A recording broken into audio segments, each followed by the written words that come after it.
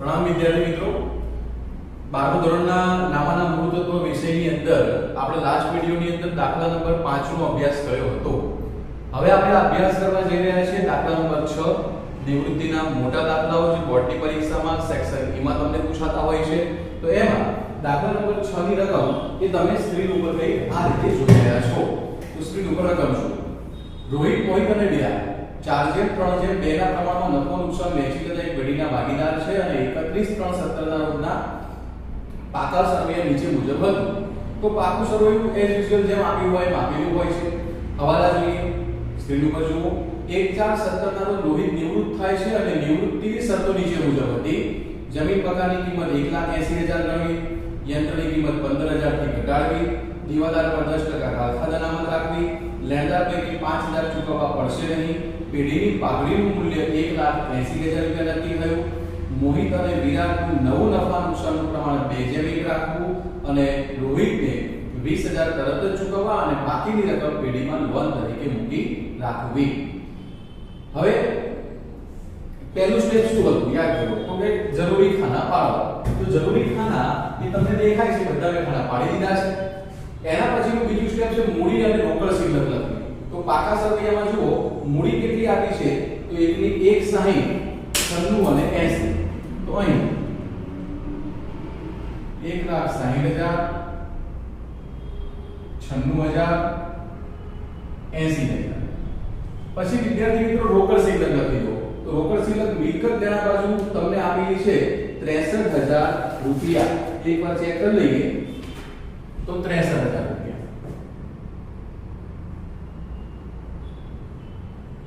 પણ અહીં રોકડની જગ્યાએ નામ શું લખ્યું છે? બેંક. તો ખાતાનું નામ બદલી અને બેંક ખાતું કરી દેવાનું. ચલો એક સ્ટેજ ક્લિયર થઈ ગયું. હવે પુનઃ મૂલ્યાંકન ખાતાના હવાલા ગણવાના. બાકી લખી જાય પછી. તો પુનઃ મૂલ્યાંકન ખાતાનો પહેલો હવાલો જુઓ, જમીન મકાનની કિંમત 1,80,000 રૂપિયા ગણવી. તો જમીન મકાનની જૂની કિંમત આપણને કેટલી આપેલી છે તો કે 1,50,000. હવે 1,80 કરવી હોય તો 30,000 નો શું કરવો પડે? વધારો કરવો પડે. તો એના માટે જગ્યા ઓછી છે એટલે હું મકાન શબ્દ નથી લખતો. 1,50 આપેલા છે એમાં આપણે વધારો કરી દઈએ 30,000 રૂપિયા. એટલે હવે નવી કિંમત થઈ ગઈ 1,80,000. આની બીજી હશે મિલકતનું મૂલ્ય વધે એટલે ફાયદો થાય. ફાયદો થાય એટલે પુનઃ મૂલ્યાંકન ખાતાની જમા બાજુ જવાનું. તો જમીન મકાનના 30,000 રૂપિયા. આવા દાખલા શીખવા માટે તમારી પાસે ટેક્સ્ટ બુકની જે રકમ છે એ રકમ હોવી ખાસ જરૂરી છે.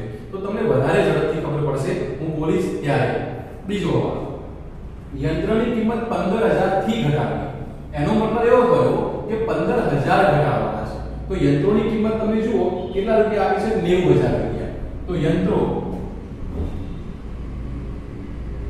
90,000 એમાં ઘટાડો કરવાનો છે આપણે 15,000 રૂપિયાનો. એટલે અહીં કિંમત થઈ જશે 75,000. મિલકતનું મૂલ્ય ઘટી ગયું એટલે નુકસાન થયું તો એને પુનઃ મૂલ્યાંકન ખાતાની ઉધાર બાજુ જવાનું અને યંત્રો ખાતે જેટલા ઘટાડ્યા છે એટલા રૂપિયા લખી દો. નેક્સ્ટ, દેવાદાર પર 10% લેખે ગાલખાદ અનામતની જોગવાઈ કરો. તો પાકા સરવૈયામાં જુઓ તો દેવાદાર કેટલા દેખાય છે? તમને 60,000 ના દેખાતા હશે. તો એ 60,000 ના દેવાદારો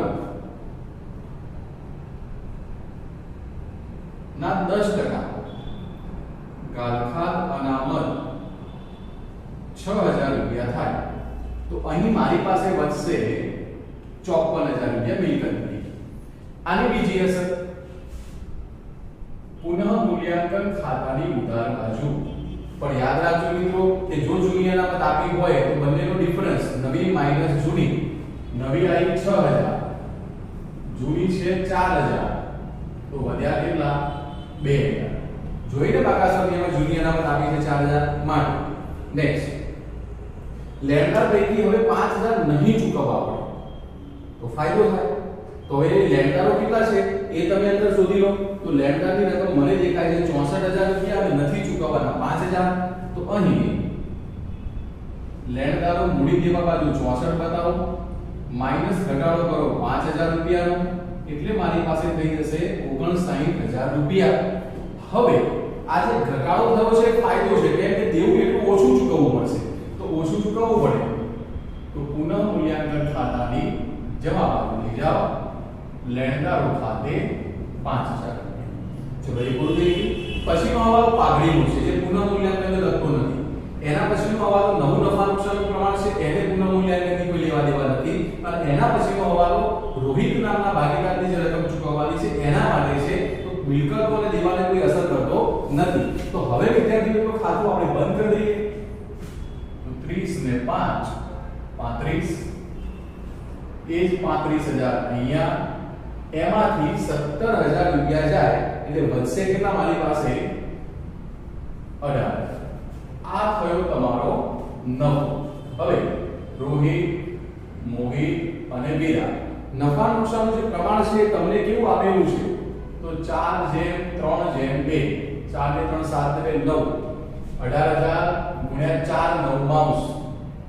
તો અહીંયા કેટલા થઈ જશે 8000 અહીંયા ભાગમાં આવશે 6000 આના ભાગમાં આવશે 4000 એ નફો અહીંયા વેચી દો પુનઃ મૂલ્યાંકનનો નફો 8000 6000 અને 4 વેચી ગયો પછીનું સ્ટેપ શું હતું કે અનામતો અને એકત્રિત નફાની વહેંચણી તો તમે પાકા સરવૈયામાં જુઓ તો કઈ કઈ અનામતો તમને એવી દેખાય છે જે વેચી શકાય તેવી છે તો પાકા સરવૈયામાં મને મૂડી દેવા બાજુ એક અનામત દેખાય છે અનામત ભંડોળ જેને હાઇલાઇટ કરી છે ત્યારબાદ કામદાર વળતર અનામત એ પણ વેચી શકાય અને મિલકત બાજુ પણ એક છે મિલકત બાજુ ત્રણ હોઈ શકે જાહેરાત ઝુંબેશ ખર્ચ પ્રાથમિક ખર્ચા અને સંશોધન વિકાસ ખર્ચ તો અહીં મને જાહેરાત ઝુંબેશ ખર્ચ દેખાય છે તો આ ત્રણ જે વસ્તુ તમે ડીમ લાઈટ થઈ રહ્યું છે એ ત્રણ વસ્તુને મૂડી ખાતામાં વેચવા મૂડી દેવા બાજુ હોય તો જમા બાજુ મિલકત દેવા બાજુ હોય તો ઉધાર બાજુ તો મૂડી દેવા બાજુ સૌથી પહેલા આપણે વેચવાની છે અનામત ભંડોળ જે તમને 45000 રૂપિયાનું આપેલું છે તો અનામત ભંડોળ પછી કામદાર વળતર અનામત અને એક છે જાહેરાત ઝુંબેશ ખર્ચ જેને ઉધાર બાજુ વેચવાનું છે જાહેરાત ઝુંબેશ ખર્ચ અચ્છા તો અનામત ભંડોળ 45000 નું છે અને ભાગ પાડો જૂના પ્રમાણમાં 4:3:2 માં તો એમાં આપણે ભાગ પાડીશું તો 20000 15000 અને 10000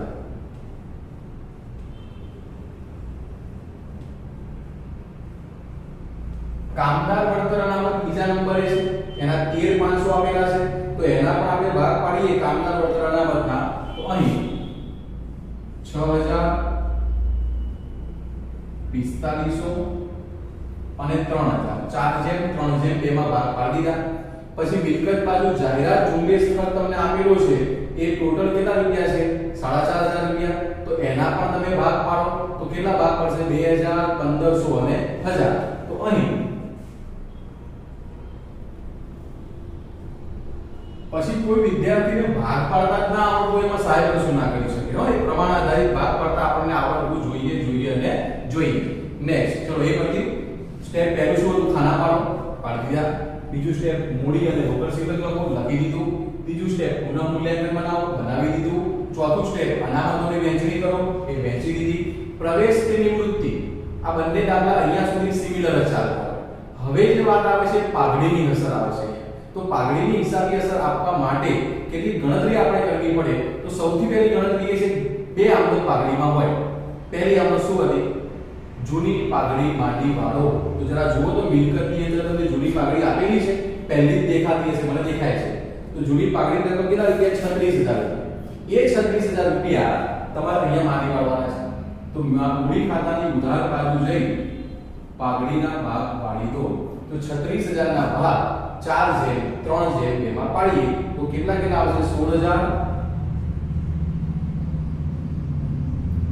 12000 અને 8 ચલો ભાગ પડી ગયા ક્લિયર થઈ ગયું હવે બીજી આમદન શું હતી તો કે ભાઈ સાહેબ ચાલુ ભાગીદારોના મૂડી ખાતે ઉધાર અને નિવૃત્તના મૂડી ખાતે જમા સાદી ભાષામાં નિવૃત્ત ભાગીદારને તેના ભાગની પાઘડી આપણે આપવી પડે તો કોણ નિવૃત્ત થઈ રહ્યું છે અહીંયા તો કે રોહિત નામનો ભાગીદાર નિવૃત્ત થાય છે તો આ રોહિતને આપણે પાઘડી આપવી છે એ પાઘડી આપવી છે તો ક્યાંથી આપવાની તો આ બંનેની મૂડીમાંથી લઈ લેવાના અને રોહિતના ખાતામાં જમા કરી દેવાના પણ હવે એ પાઘડી એને કેટલી લેવાની થાય એની ગણતરી તમે સ્ક્રીન ઉપર જુઓ તો રોહિતને આપણે કેટલા રૂપિયા પાઘડી પેટે આપવા પડે એ ખાસ તમારે ગણતરી કરવાની થાય। તો રોહિતની પાઘડી જો હવાલામાં જુઓ તો પેઢીની નવી પાઘડી કેટલી છે તો એ હવાલા નંબર 5 પેઢીની પાઘડીનું મૂલ્ય 1,80,000 રૂપિયા નક્કી થયું બરાબર। તો હવે જો રોહિતની પાઘડી બરાબર 1,80,000 ગુણ્યા એનો ભાગ નફાનું સૂત્ર પ્રમાણ 4/3/2 છે તેનો ભાગ 4/9 થાય તો 1,80,000 ગુણ્યા 4/9 કેટલા રૂપિયા આયા 80,000 રૂપિયા આયા। તો રોહિત નામના ભાગીદારને આપણે 80,000 રૂપિયા પાઘડી પેટે આપવાના છે। એ કોણ આપે તો કે મોહિત અને વિરાટ। પણ કઈ રીતે આપે તો કે લાભના પ્રમાણમાં। તો બીજા નંબરની ગણતરી જો મેં લાભનું પ્રમાણ આપ્યું છે। લાભનું પ્રમાણ એટલે શું નવું માઈનસ જૂનું, કારણ કે આપણી પાસે નવું પ્રમાણ છે તો જો સ્ક્રીન ઉપર મેં લખ્યું છે નવું માઈનસ જૂનું। તો નવું માઈનસ જૂનું કર્યું તો 2/3 -3/9 1/3 -2/9 જવાબ શું આવે 1/3/9 અને 1/1/9 3/9 અને 1/9 તો 3/1 3/1 એ લાભનું પ્રમાણ થયું। એટલે જે રોહિતને 80,000 રૂપિયા લેવાના છે એ 80,000 રૂપિયા પેલા બે ભાગીદાર 3/1 ના પ્રમાણમાં ભોગવશે। તો એની આમદ કેવી થાય તો કે મોહિત ખાતે ઉધાર, વિરાટ ખાતે ઉધાર, તે રોહિત ખાતે જમા। તો એ રકમ એ રીતે જમા કરવાની થતી હોય છે। તો 80,000 રૂપિયા પેલા બે 3/1 ના પ્રમાણમાં ભોગવશે। તો આમનોધમાં જુઓ રોહિત મોહિત ખાતે ઉધાર કેટલા રૂપિયા 60,000 થશે, વિરાટ ખાતે ઉધાર 20,000 થશે અને પેલાના ખાતે 80,000 થઈ જશે। તો આપણે ફરીવાર ચર્ચા કરી લઈએ કે 80,000 પેલાને મળવાના હતા, પેલા બે લાભના પ્રમાણમાં એટલે કે 3/1 માં ભોગવશે। એક જણ જે છે મોહિત 60,000 રૂપિયા આપશે અને વિરાટ 20,000 રૂપિયા આપશે। એટલે આ બંનેના ખાતામાંથી લઈ લીધા, લઈ અને આના ખાતામાં જમા આપી દો 60,000 અને 20,000। લખાય શું ખતોણી કેવી હોય કે આ 60 કોને આપે તો કે મોહિતે આપ્યા તો મોહિત નામની ખાતે, 20 કોને આપે તો કે વિરાટે આપ્યા વિરાટ નામની ખાતે। તો કે તમે બે કોને આપ્યા તો કે અમે રોહિતને આપ્યા તો રોહિતના મૂડી ખાતે। એટલે બહુ સિમ્પલ છે। તો પહેલા જો જૂની પાઘડી માંડી વાળી, બીજા સ્ટેપમાં ગણતરી કરી કે રોહિતની પાઘડી કેટલી, ત્રીજામાં લાભનું પ્રમાણ ગણતરી કરી અને પછી એની આમનોંધ લખી અને એની આપણે ખતમણી કરી। ચલો પાઘડી પતી જાય એટલે જનરલી નિવૃત્ત ભાગીદારને રવાના કરવાનો હોય। પણ અહીં વિદ્યાર્થી મિત્રો એક વસ્તુ ખાસ યાદ રાખજો કે નિવૃત્ત ભાગીદારે ભૂતકાળમાં પેઢીને લોન આપેલી હોય તો એ લોનની રકમ પણ અત્યારે આપણે સુપ્રત કરી દેવાની છે। તો તમે પાકું સર્વે જુઓ એમાં ભાગીદારોની લોન લખેલું છે મૂડી લેવા બાજુ જો દેખાય છે તમને રોહિતની 10,000 અને મોહિતની 16,000। હવે બે ભાગીદારે લોન આપી હતી એ ભાગીદારો પેઢીને લોન આપી છે। હવે આમાં રોહિત નામનો ભાગીદાર જાય છે તો પેઢી શું કરે લે કે તારા 10,000 લોનના છે એ પણ તને અમે હાલ મૂડીમાં આપી દઈએ છીએ। તો અહીં રોહિતની લોન જે જૂની હતી ને તે પણ અહીં બતાવી દેવાની રહેશે। એટલે નવા પાકા સરવૈયામાં અહીંયા રોહિતની લોન નહીં આવે પણ અહીંયા લોન છે તો આપણે એને સુપ્રત કરવાની પેલા નહીં આપવાની, જે ભાગીદાર પેઢીમાં રહે છે ને એને પાછી નથી આપવાની, પણ જે જાય છે એની લોન પેઢીમાં પડી હોય તો એને પાછી આપી દેવાની રહેશે। ના આપી હોય તો કઈ નહીં ઓકે। હવે આપણે રોહિતનું ખાતું કેવું કરી દેવું પડે બંધ કરી દેવું। હવે એને જે પૈસા આપવાના છે એમાં છેલ્લો હવાલો જુઓ શું કીધું તમને કે રોહિતને 20,000 તાત્કાલિક ચૂકવવા અને બાકીની રકમ પેઢીમાં લોન તરીકે રાખવી। તો રોહિતનું આપણે ખાતું બંધ કરીએ તો આનું ટોટલ 2,84,000 એ જ 2,84,000 અહીંયા આમાંથી 16 ને 18,000 રૂપિયા જાય તો 16 ને 18,000 રૂપિયા જાય તો 2,66,000 રૂપિયા અહીંયા વધે છે। સમજૂતી માટે હું અહીંયા લખું છું 2,66,000 રૂપિયા વધ્યા। હવે આમાંથી રોકડા કેટલા આપવાના છે 20,000 તો -20,000 રોકડા। તો બાકીના જે વધ્યા એ 2,46,000 રૂપિયા એ પેઢીમાં લોન તરીકે રહેશે। એટલે 20 રોકડા આપી દેવાના અને બાકીની રકમ લોન પેટે રાખવાની। તો કેવી રીતે લખાય જરા જોજો અહીંયા ધ્યાનથી। તો અહીંયા આવું લખવાનું રોકડ ખાતે એટલે વિતારા ખાતા 20 અને લોન 2,46,000 એટલે તારો હિસાબ પૂરો। પણ બીજી અસર જો આજે રોકડા આપ્યા છે ને 20,000 એટલી રોકડ પેઢીમાંથી જાય એટલે અહીંયા જવું પડે, આપણે લખવું પડે કે અમે રોહિતને આપણે આટલી રોકડ ગઈ જાય તો જમા 20,000. અને આ જે લોન છે એ આખું દેવું કહેવાય. તો આ જે દેવું છે એને અહીંયા મૂડી દેવા બાજુ બતાવવું પડે. રોહિતની લોન 2,46,000. ક્લિયર? અને રવાના થઈ ગયો ભાગીદાર. હવે બાકીના ભાગીદારોના ખાતા બંધ કરી દઈએ. તો આનું ટોટલ 1,21,500, આનું 97,000 રૂપિયા. 1,21,500, આનું 97,000 રૂપિયા. બાકી આગળ લઈ ગયા 1,21,500 માંથી 1,500, 12,000 અને 60,000 આ ત્રણ રકમો આપણે માઈનસ કરીએ તો આના ખાતામાં વધે છે 48,000. 97,000 માંથી આ ત્રણ રકમ આપણે માઈનસ કરીએ છીએ તો આના ખાતામાં વધે છે 68,000. એ મૂડી મોહિત અને વિરાટ પાકા સમયયા 48 અને 68. તો અહીંયા 8 ને 16, 10 ને 11, 1,16,000 મૂડી થઈ ગઈ. હવે રોકડ ખાતું બંધ કરજો તો 63,000, અહીંયા પણ 63 માઈનસ 20 એટલે 43.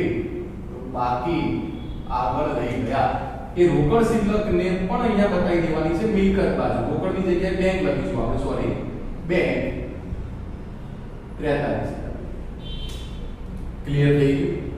હવે છેલ્લું સ્ટેપ શું હોય? જૂનું અને નવું પાકું સરવાળો સરખાવો. કેવું શું લખવાનું રહી ગયું છે કે જૂનામાં હતું અને નવામાં નથી. તો પાકા સમયમાં છે ને હાઇલાઇટ કર્યું છે પાકા સમયની અંદર કે આપણે લખવાનું શું રહી ગયું છે. તો કદાચ મૂડી દેવા બાજુ તો અમને કંઈ દેખાતું નથી કે મૂડી આવી ગઈ, લેણદારો આવી ગયા. ખાલી એક જ વસ્તુ બાકી છે, જૂના ભાગીદારની લોન જે આપી છે ને એમાં એક મોહિતની લોન બાકી છે. ઓકે, ચલો મોહિતની લોન બાકી છે. મિલકત બાજુ જુઓ તમે તો મિલકત બાજુ જમીન આવી ગઈ, યંત્રો આવી ગયા, દેવાદારો પણ આવી ગયા છે. ખાલી એક જ વસ્તુ બાકી છે, સ્ટોક. તો મિલકતમાં સ્ટોક બાકી છે અને આ બાજુ જે જૂના ભાગીદારોની લોન હતી એમાં મોહિતની લોન બાકી હતી. તો અહીં મોહિતની લોન અહીંયા બાકી રહી ગયો છે સ્ટોક. મોહિતની લોન કેટલા રૂપિયાની બાકી હતી? તો કે એની લોન સાહેબ 16,000 રૂપિયા હતી. મારે ચોપડી તો જોવું પડે હો ભાઈ, મને મોઢે ના આવો. ત્યાર પછી સ્ટોક કેટલા રૂપિયા બાકી હતો? તો કે સ્ટોકના 85,000 રૂપિયા હતા. ક્લિયર થઈ ગયું? હવે બંને બાજુનો સરવાળો કરી દો તો અહીં 4,37,000 અને અહીં પણ 4,37,000. તો વિદ્યાર્થી મિત્રો નિવૃત્તિની અંદર છે ને જેને પાઘડી ગણતા આવડી જાય, પ્રવેશ વગરની નિવૃત્તિ હોય, પાઘડીનો હવાલો ગણતા આવડી જાય એ બધું આવડે. તો આ રીતે દાખલાની ગણતરી કરાય.